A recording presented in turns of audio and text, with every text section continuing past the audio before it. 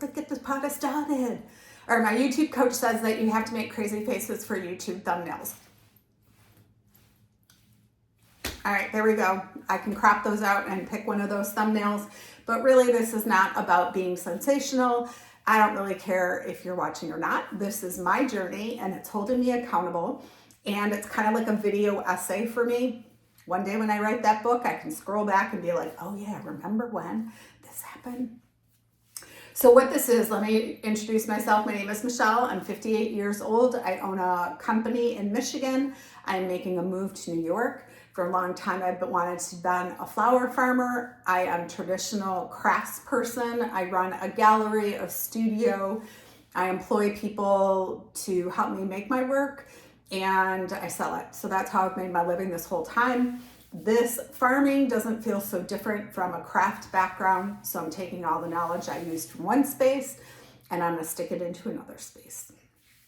So the videos here are for me to hold myself accountable, but also know that it's never an overnight success. It's a journey. You know, on Instagram, we see all these amazing videos where they're putting together their whole journey and we get to watch it in 30 seconds, a minute. And we're just like, that's so cool. Like, I want to strip the paint off my old house and put in a new carpet. And that's all amazing, but it's such a long journey. So this is the path and this is what it looks like. On my Instagram account, I'm going to put photos and keep that mostly as photos. So I have a photo log and journal as I'm going along. But YouTube, I'm gonna do videos and allow for questions, comments, etc. So if you wanna reach out to me, YouTube's the platform to do it. So the first thing I wanna start out with is this amazing book. And I should say this, I'm also looking to do Amazon affiliate links. So in the description, when I talk about something, all you have to do is scroll down to the description and take a look and head to Amazon or wherever. I shop Amazon, I'm not gonna lie. I know many people in my field choose not to, but I love it.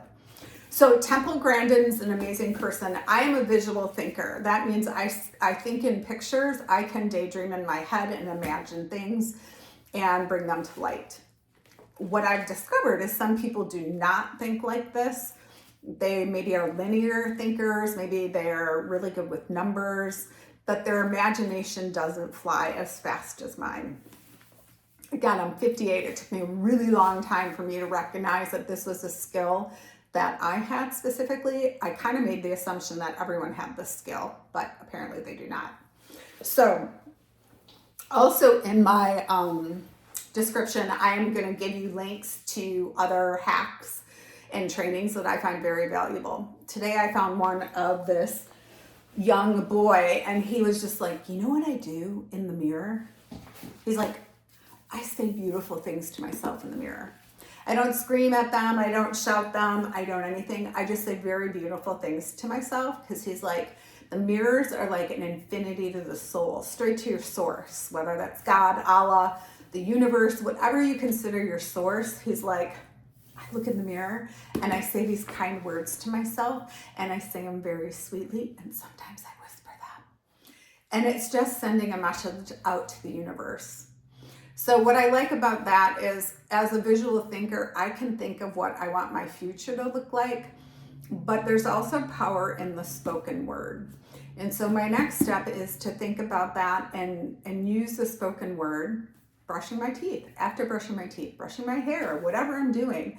What if I started softly saying in the mirror, you are going to be an amazing flower farmer.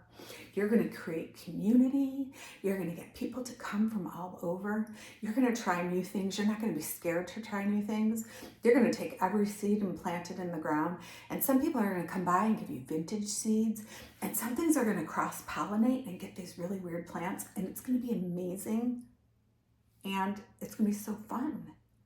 Like, doesn't that sound really cool? That sounds a lot better than the hustle and grind and the stress that when I started my business originally, we had to play the game.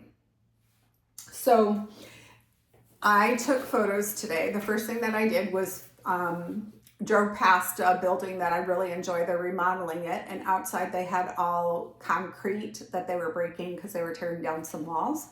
So pulled up my car, loaded some concrete in my car, some cubes, and then rolled back and put the tarps on the garden. Now this garden is at a community house. Someone started it years ago. I've been told it's almost like 15 years ago now.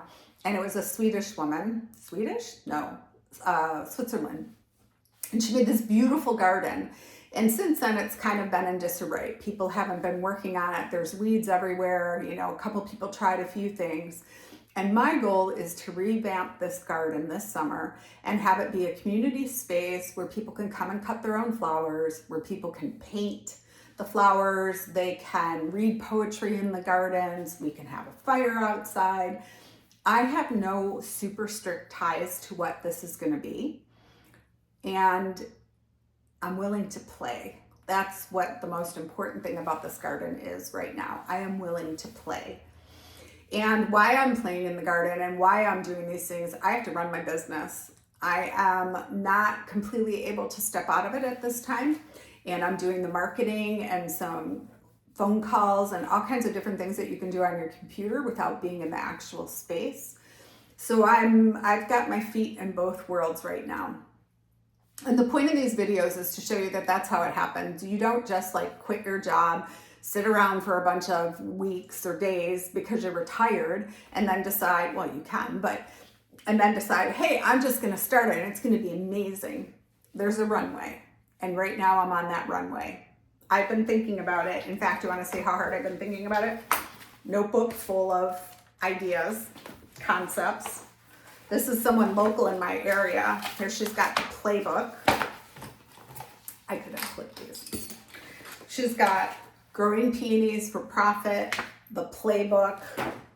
She had a great online course, referral program. This is a flower course. All of these things can be used in any type of business. It doesn't have to be flowers. You could be a woodworker who wants to start making wood bowls, and how do you sell them? How do you get your message across? These were just really interesting for me to read and do because it was stepping out of my everyday day-to-day and really made my brain transition to a different space. So for the last 7 years, I've been volunteering on other people's gardens. I started first in a certified organic vegetable farm. The farmers are great friends of mine now. They transitioned their farm to a co-op, which is super exciting to watch and see how that develops. From there, I went to flower farms, and for a couple years, I worked on flower farms until it got me to this space here where I bought a house, and then this house it's like, what would you say? It's anthroposophical. It's a Rudolf Steiner program here in New York. And the students, the residents come live in the house. There's like 9 bedrooms in the house. And they have this community garden and just no one's been working in it. So the land's been prepped. It's been fenced off. It's been all these things. And it's just waiting for some love. So I'm going to step in this year. As I'm going back and forth to Michigan to my business, I'm going to be able to work on this garden and enlist others to help and assist. And lots of books. This lady is really cool, actually. Lynn Bazinski. She's mentioned by Florette Farms, but she does a really good book because it's from the beginning. Here's what you can do. Do you need a cooler? Where you're going to sell your flowers? What kind of seeds are you going to grow? All this stuff. At this point, I feel like it's so intrinsic in my brain that I'm just going to roll with the seeds that I have and the tools that I have. But another one, Flower Farming for Profit. You know, there's a million books out there. You can go to any bookstore. A super valuable one is Florette. I did her flower course years ago, and she allows you to keep, like any good course does, you still have membership to it, so you can always go back and listen to the new trainings and stuff. I'll tell you, in the winter, when life was kind of crazy and I wasn't sure which way was up, these were phenomenal courses to sink my teeth into as a hobby. I wasn't stressed about any of these ideas. I wasn't worried. I wasn't drawing up a business plan. They were just ideas that were ruminating in my head as I was growing my other business. So in addition to that, I wanted to say, as a visual learner, this is kind of how my notebooks run. So These are notebooks that document my work, and this one's super cute. That is a seed packet we used to give our customers, and I used to grow sunflowers outside my main business. And then I would harvest the seeds, and when we did our glass pumpkin festival in the fall, I put the seeds in little envelopes, and it said, like, we appreciate you. And it gave them this whole sunflower seeds that they could plant. And people did, you know, the next year they would show me, oh my gosh, here's my sunflower. It was so cool. It was so big. And I want you to think about how you set up your life, because sometimes as our second stage, or I've got to think of a better name for it, transitioning career, I don't know what this is, but these seeds, what I was doing here, this notebook is from 2016. So I've always had this passion for growing in my life, yet I chose another career that wasn't growing. Because when I was in high school and everyone was heading off to college, I didn't know being a farmer was an option. Just where I grew up, that, you know, I was in automotive country. You could go work for the big three. My dad worked for Ford's. That's something you could do. But growing your own food and like having a farm and making a living that way, it was so far removed from anything I knew. So I chose a different path. For a while I cut hair, which is in the artistic field. Then I came into glass blowing, decided to go that route, started a business with my husband, and now 20, 30 years later, I'm ready to move on to something new, something that holds my passion, that gets me outdoors. That was the biggest thing for me, was I wanted to be outdoors on the land, getting my hands in the soil, because that's where I felt the strongest. So I do have other notebooks. This is just, I'm just showing you this because it's a visual learner. For me, every time, like, I have, until the notebook's full, I'll do some sort of color pattern on it. But it really draws me to what's going on in my life at the time. And also when it's sitting on the table, it feels really good. It's super bright and colorful, and it's reminding me of where my passions lay in that moment. So today's video was really about starting to think about where you want to go, where you're headed, and that it's a journey. It's not an overnight success. We are in March. It's March 15th today. I put some tarps on the garden, or the yard, whatever we're going to call it, and I put some cinder blocks on top of them to keep the tarps down. Too early to start planting anything. Next week I go back to Michigan, but I've got to start. And so the gate swings open. There might be deer that come in and eat anything I plant. I don't even know what the deer eat. So this is all going to be an experiment. Again, this is a gradual nibble. I'm not quitting my day job, but I am transitioning out of it. And so, like, if you sold your business and they might have you consult for a few years, I'm just dabbling in this now to see where my strengths lay and how things are going to develop.